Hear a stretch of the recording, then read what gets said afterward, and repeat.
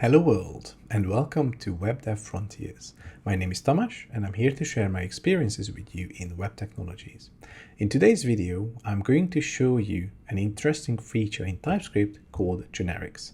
And I'm going to give you a very simple use case followed by another use case that I've come across in a real project. So if you're ready, let's go ahead and do this. I've already created a blank TypeScript project and I've used TSC init as well as created an ESLint configuration. Now I'm going to link to another video where I show you how I like to set up my TypeScript project, but very simply put, I like to make sure that I have strict type checking enabled, meaning that I do not allow explicit nor implicit use of the any type. And the reason for this is because if you want to use the any type, you might as well just write JavaScript. But more on that in the video that I'm linking to here. So today's topic of discussion is about generics, and I'm going to walk you through in what I found to be the easiest way to understand what generics are and what generics do inside TypeScript. So I'm going to give you an example. Let's imagine that you are working on a card game, and for the card game you will have two functions, one that would allow you to randomly pick a number from 1 to 13, so this is the classic French cards, as well as another function that will allow you to randomly pick a suite. So this would be clubs, hearts, diamonds, or spades. So let's go ahead and write this. And of course, the first function is going to be looking like this. So this is going to be a number called pick number, where you're going to expect an array of numbers as an argument, and the function is going to return a number. Now, you don't actually need to specify the return type because TypeScript will be able to infer that, as you can see, but just to make sure, I'm also going to add this here because I want to show this to you when we convert this function to use generics. And then inside the function, we just pick a random index, which uses methods random based on the array length that gets passed into this function, and then we return a random number. Okay, so this is going to be the function that we're going to use to pick a random number out of an array of numbers. And let's actually see this in action. So we have a numbers array now, so I'm auto-populating an array from 1 to 13, and then we also have a number selected, and then I'm just going to console log this number. So let's run this code and see what happens. And to run this without compiling it to JavaScript, I'm going to be using TS node. So I type in TS node app.ts, and then we get ID 1, then we get 7, then we get 3. So every time I call this app.ts file, I'm going to get a random number. Okay, so this part of the application works. Now, as I said, the other function that you will write is to pick a suite. So let's actually add that function as well right now. So this is how it would look like. So the pick suite function accepts a string of suites and it will return a string. And then the rest of the code is exactly the same, where we use method random, take the array's length into consideration to make sure that we pick a random value, and then we just return a particular value using that index. So let's see this in action as well. So I've added an array of strings. So I have diamonds, clubs, hearts, and spades. Then I'm going to call the pick suite function and just log something out to the console. So let's save this file, clear the terminal, and then run this again. So we get 1 spades, 8 clubs, 6 diamonds, 11 clubs, so on and so forth. Now I've actually used this code in a real project where I was literally writing a card game. And then if you think about this, and this is getting into the topic of generics right now. If you look at, and let's actually put them next to each other. Okay, let's just do it like this. If you look at both the pick number and the pick suite functions, they do exactly the same, except one works with an array of numbers and returns a number. The other one works with an array of strings and returns a single string. And this is exactly where something like generics in TypeScript can help. So wouldn't it be better to generalize the type that these functions work with and just make sure that whenever we call the function, we also tell the function what type it should work with? And that's in essence what generics are all about inside TypeScript. So let's recreate a single function and let's just call it pick, for example. So let's add it right here. And I'm going to type this in. So function pick, we're going to have a set of arguments, and then this code is going to be the same. Okay. And of course, this is going to be arg.length and then arg random index. Okay, so now pig uses the any type and the argument is also any type, so we need to fix that. So what we need to say is that the pig function will have a type and then the argument will have the same type, or it's going to be an array, and they will return another type. So how can we do that? Well, the way you would do this is that you add something right after the name of the function. And usually when it comes to TypeScript, you would find that for generics, the keyword would be T. Okay, so we're going to say that this pig function will be a generic function using type T. The argument is going to be of the same type, but an array, and then the function itself will return that type. Okay, so now let's update these two examples. So instead of pig number, let's just make sure that we call pig here, and we also call pig here for the sweets. And notice that I'm not doing anything, and let's just make sure that maybe let's comment these out because we don't need them anymore. Without doing anything, TypeScript is now able to infer that when you pass an array of numbers, the pig function will pick that up and is going to work with the number type throughout. And if you pass strings, if I hover my mouse over here, then you will see that the string type is going to be applicable. And if we just run this, we'll get exactly the same functionality where every time when we run this application, we are going to get a random number as well as a random sweet.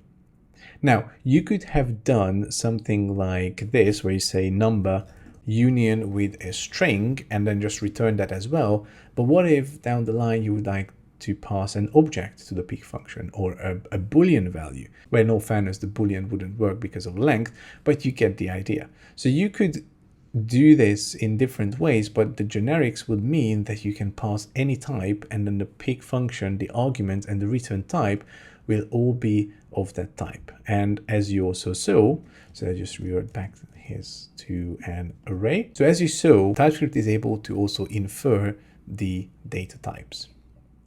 Okay, so let's look at another example, and that example also comes from a real-life project that I worked on, and it's going to introduce the Fetch API into the mix as well, and it's going to be a really interesting use case for you. So in this next example, I've added two additional files. One is called request.ts and the other one is called service.ts. And so the idea here is that you have a file which is making a fetch API request. So this is a very, very generic request function where we pass a URL, we pass an options object, and then we get a response because we are using the fetch API, and then we take that response, convert it to JSON, and just return the data. So we can use this request function anywhere inside our application to actually make a request to localhost 3000. Then inside service.ts, we are importing that request, and we have two functions in here. One is called get manufacturers, which does call the request to /manufacturers, or it could be /API /manufacturers, you get the idea. And the other function is called get manufacturer, which requires us to pass in an ID, and this would return information about a single manufacturer. Okay, so we have a file that is responsible for making the fetch API request, and then we have a service file which actually exposes two methods for us, which will then in turn call the fetch API by going to these two different endpoints. Now, beside the obvious that we get a bunch of errors in here, let's just go to app.ts. Let's get rid of all the card stuff that we've added, and let's just call the get manufacturers function in here. Okay, now the problem is that we still get the any type, and because I have strict type checking on, I now need to do something about that. So let's go ahead and create a new file and maybe call that types.ts, and let's just add these two types. So I'm going to add a manufacturer type, and we're going to add the car type. So the manufacturer type will have an ID, a name, headquarters established, and a bunch of models, which is going to be an array of car types. And then the car type will have an ID, a model, and a manufacturer ID as well. Now, going back to request.ts, we could essentially say that the data that comes back from here is going to be, for example, a manufacturer. And inside here, we could say that the request is going to return a promise, which is going to be of type manufacturer and an array of manufacturers. And then we need to make sure that we cast this as an array of manufacturers, making sure that this type gets imported right here. And saving this file pretty much gets rid of all the errors in service.ts and in app.ts.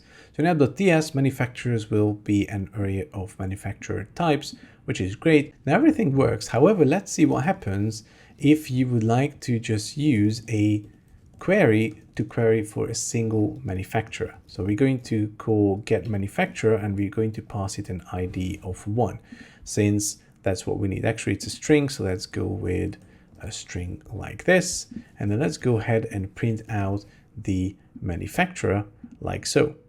But notice that the manufacturer will also have a type of an array. Now, why are we not seeing any errors? Well, we're not seeing any errors because TypeScript doesn't know if we really want an array or not. So let's say that we would like to go ahead and say manufacturers.map for every manufacturer, display the name or the headquarters of the manufacturer, for example. So that works there. But if you want to do manufacturer.headquarters, this code will not work. Why? Because manufacturer still acts as an array type. And as such, it will not have the headquarters property. And therein lies the problem. Now, I actually took this code from a much larger project, which was written in React. And inside the React code, inside a particular component, I had this error because I called get manufacturer in one component and I called get manufacturers in another component. And of course, now the types didn't match and everything just got all messed up. So how can you fix that? Well, the perfect solution is to go back to request and just think about hard coding the type for the request function. Technically, this is the ideal use case for generics because you have a generic request function. This request function is just going to make a fetch API and it's going to return some sort of data. But you don't want to tie that data to be either a manufacturer array, or anything else. You want to make sure that this is generic so that if someone calls your custom request function and they use the type manufacturer, everything is going to be of type manufacturer. If they choose to use another type, say car or headquarters or whatever else, that type should apply. So let's actually update this request function so that it will become a generic function. So first, let's get rid of this promise manufacturer array thing from here. Also get rid of the import for the manufacturer because we're not going to be using that. And of course, we'll need to get rid of this manufacturer array as well. Okay, so what can we do here? Well, remember what we did before. We're going to say the request is going to be a generic, and that the response.json is going to be cast of the same type. Okay, so we're going to hit save. Inside service, we now need to make sure that we add the right type. So when we call the request function inside our service file, we now need to use the appropriate data types because you see at the moment it's using unknown, and that's not something that we want to do because then, unknown will not have a map, unknown will not have headquarters, and using unknown is generally not a good idea in TypeScript anyway. Okay, so what we need to do? Well, we need to go here and we need to make sure that this request function for the manufacturers is going to use the manufacturer type and is going to return an array. Whereas this request here, when we're asking for a single item, is just going to return the manufacturer type. Okay, and I'm just going to make sure that I say import type here.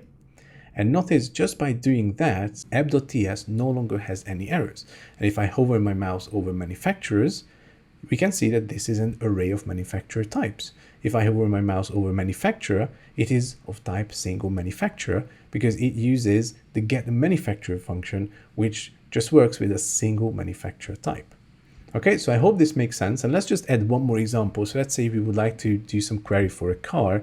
So what I'm going to do now is just add another export function in here. And inside this get car data function, I'm just going to return the request. And let's just go to, I don't know, /car/ and then an ID. I don't actually have the API running, so it doesn't really matter. But just making sure that this is now going to be using the car type. And that's it. And actually, I just put this to the wrong place. So import type, car, and manufacturer, like that. And so now if I call the car data, for example, so let's say car is equal to await, and then call get car data, and just pass it a number. and then console.log car dot, and now I have the car types, and that's because get car data just works with a single car, and car will automatically pick up the car type, just because we've used generics inside the request.ts file inside the request function. And there you have it. That's all what I wanted to share with you in terms of using generics inside TypeScript. If you have particular use cases or examples that you would like to share with me, and of course with anyone else, please let me know in the comment section below. If you have any questions about other parts of TypeScript, please also don't hesitate to ask. If I get the same question many times, then of course I will record a video about it. If you found this video to be useful, then please give it a like. Also do subscribe for more such content. Thank you very much for watching, and I'll see you in the next one.